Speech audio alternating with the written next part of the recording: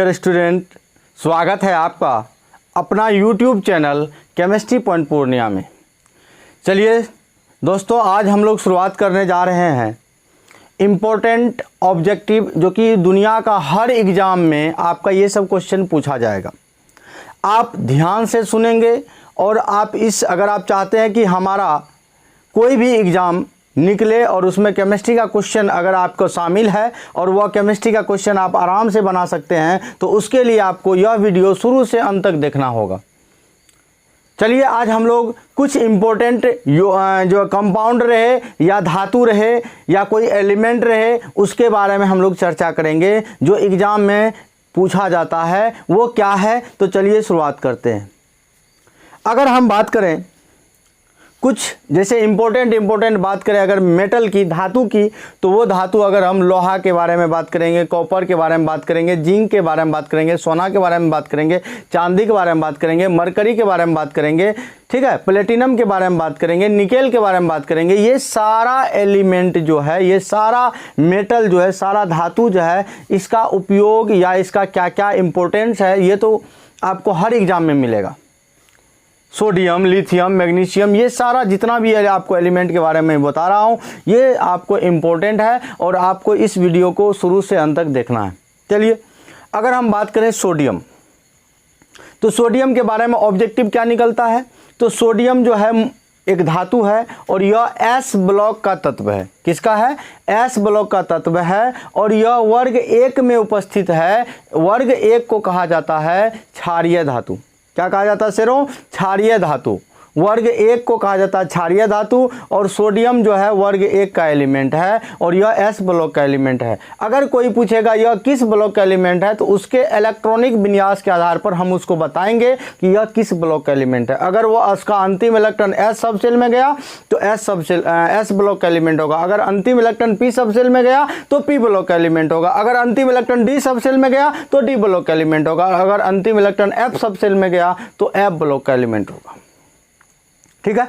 अगर हम सोडियम के बारे में करेंगे, सोडियम मुलायम धातु है और सोडियम को कहाँ रखा जाता है? किरोसिन तेल में रखा जाता है। सोडियम को किरोसिन तेल में रखा जाता है और सोडियम को हम लोग कहते हैं चाकू से काटा जाता है। 3 ऑब्जेक्टिव इंपॉर्टेंट है। सोडियम क्षारीय धातु है और यह मुलायम होता है। इसे किरोसिन तेल में संग्रहित किया जाता है या रखा जाता है और सोडियम को चाकू से काटा जाता है। ये इंपॉर्टेंट है। अगर हम बात करें लिथियम का, तो लिथियम सबसे हल्की धातु है ना। हाइड्रोजन, फिर होता है हीलियम, फिर तब होता है लिथियम। तो हाइड्रोजन और हीलियम आपका अधातु है और लिथियम आपका धातु है। तो सबसे हल्की धातु अगर पूछेगा तो क्या होगा? लिथियम होगा। और लिथियम को मोम में रखा जाता है और लिथियम का विकर्ण संबंध की बात करें तो वह किससे होता है? मैग्नीशियम से होता है। 3 क्वेश्चन याद रखिएगा। लिथियम सबसे हल्की धातु है, पूछेगा सबसे हल्की धातु कौन है, तो लिथियम है। लिथियम को कहाँ रखा जाता है? मोम में रखा जाता है और लिथियम का विकर्ण संबंध जो है ये मैग्नीशियम से होता है। ठीक है। अगर आपसे कोई पूछेगा, मान लो सोना के बारे में, सोना सबसे कम क्रियाशील धातु है। सोना से हम लोग आभूषण बनाते हैं और धातु का वैसे आप लोग गुण भी जानते होंगे, धातु का प्रॉपर्टीज भी जानते होंगे। धातु को आघात वर्धनीय और तन्य होते हैं, यानी इसको खींच कर पतला और एक चादर के तरह इसको लंबा कर सकते हैं। वो धातु में गुण पाया जाता है। धातु चमकीला होता है ना भाई। ये सब धातु का प्रॉपर्टीज है, आप इसको अच्छे से याद रखेंगे। अगर पूछेगा जिंक का उपयोग, तो जिंक का उपयोग हम लोग गैल्वेनीकरण करते हैं, जिसको हम लोग यसद लेपन भी बोलते हैं। यानी किसी धातु के सतह पर, ध्यान से सुनिएगा, किसी धातु के सतह पर जिंक का परत चढ़ाना ही गैल्वेनीकरण कहलाता है, यानी यसद लेपन कहलाता है, गैल्वेनाइजेशन कहलाता है। किसी धातु के सतह पर जिंक का परत चढ़ाना ही क्या कहलाता है? गैल्वेनीकरण कहलाता है। अगर आपको पूछेगा सब बताओ कि विद्युत का सर्वोत्तम चालक, अगर धातु में पूछेगा तो धातु में आपका चांदी है। अगर अधातु में पूछेगा तो वो आपको क्या है? ग्रेफाइट है। अगर आपको अच्छा लग रहा है ये वीडियो, तो आप हमारे चैनल को में पहली बार हैं, नए हैं, पहली बार इस वीडियो को देख रहे हैं, तो हमारे चैनल को सब्सक्राइब कर दीजिए और नोटिफिकेशन ऑन कर दीजिए। अगर आपको दिल से अच्छा लग रहा है तो आप ज़्यादा से ज़्यादा इसको शेयर करें। आपको इसी तरह का हम अब ऑब्जेक्टिव क्वेश्चन जो बिहार बोर्ड में पूछा जाए, CBSE बोर्ड में कोई भी जो पूछा जाएगा, तो वो इस तरह का क्वेश्चन लेके हम आपके बीच आते रहेंगे। अब चलिए आगे बढ़ते हैं। Hg पारा पूछेगा कमरे के ताप पर द्रव अवस्था में पाए जाने वाला, अगर धातु के बारे में पूछेगा तो धातु है पारा, अगर अधातु पूछेगा तो वो है ब्रोमीन। कमरे के ताप पर अगर पूछेगा बताओ प्लेटिनम, तो प्लेटिनम आपका अक्रिय इलेक्ट्रोड है। इलेक्ट्रोड समझिए, इलेक्ट्रोड होता है कि जहां ऑक्सीकरण अवकरण होता है और ऑक्सीडेशन, जहां तो इलेक्ट्रोड दो प्रकार के होते हैं, एक एनोड दूसरा कैथोड, और जहां ऑक्सीडेशन होता है वो एनोड कहलाता है, जहां रिडक्शन होता है वह कैथोड कहलाता है।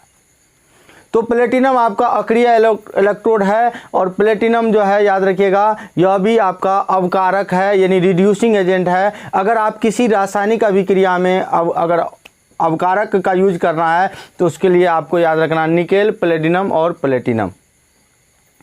अगर आपको पूछेगा कि बताओ एयू का उपयोग तो आभूषण बनाने में करते हैं। अगर पूछेगा जिरकोनियम Zr का तो उपयोग करते हैं, तो Zr का उपयोग हम लोग करते हैं परमाणु या अंतरिक्ष का जो वायुयान सब होता है उसके ढांचा को तैयार करने में हम लोग इसका उपयोग करते हैं। अगर पूछेगा कॉपर का, तो कॉपर का उपयोग हम लोग करते हैं कि विद्युत तार बनाने में, बर्तन बनाने के, जो कॉपर के बर्तन यानी तांबा के बर्तन, कॉपर का दूसरा नाम कीजिए हो तांबा। अगर आपको पूछेगा निकेल का तो विद्युत लेपन के लिए। अगर आपको पूछेगा क्रोमियम का तो उसका भी हम लोग कहेंगे विद्युत लेपन के लिए। क्रोमियम और निकेल का उपयोग विद्युत लेपन के लिए किया जाता है। और Hg का उपयोग तो आप जान रहे हैं कि Hg का उपयोग थर्मामीटर में होता है। Hg का उपयोग कहाँ होता है? थर्मामीटर में होता है, याद रखना, ठीक है। अब आ जाइए, कुछ विलयन है हम आपको बता रहे हैं, जैसे अगर अम्लीय विलयन है, क्षारीय विलयन है, लवण विलयन है, तो उसका pH मान पूछा जाता है। अगर वह अम्लीय विलयन है तो उसका pH मान होगा 7 से कम, अगर क्षारीय विलयन है तो 7 से अधिक, अगर वह उदासीन विलयन है तो 7 के बराबर होगा। उसी में कुछ ऐसा विलयन है कि आप जहां आपको यह स्क्रीन पर दिखेगा, यह इंपॉर्टेंट है, यह पूछा जाता है क्या कि अगर पूछ देगा नींबू का pH मान क्या होता है, तो वो होता है 2.4। नींबू का pH मान कितना होता है? 2.4। अगर पूछेगा शराब का तो 2.4 से 2.8 होता है, ठीक है। अगर पूछेगा आपको कोल्ड ड्रिंक का तो कोल्ड ड्रिंक का होता है 3। अगर आपको पूछेगा दूध का तो होता है 6.5। अगर आपको शुद्ध जल का पूछेगा तो 7। अगर रक्त यानी खून ब्लड का पूछेगा तो वो होगा 7.3 से 7.5 तक।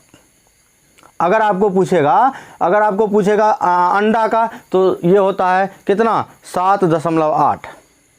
अगर आपको बेकिंग सोडा का तो इसका होता है 8.5 और वॉशिंग सोडा का होता है 9। ये आपका इंपॉर्टेंट है, इस चीज़ को आप अच्छे से याद रखेंगे, यह भी इंपॉर्टेंट है। अगर आपको यह वीडियो अच्छी लगती है तो आप इसको लाइक, शेयर और सब्सक्राइब करेंगे। फिर मिलते हैं कल। जय हिंद।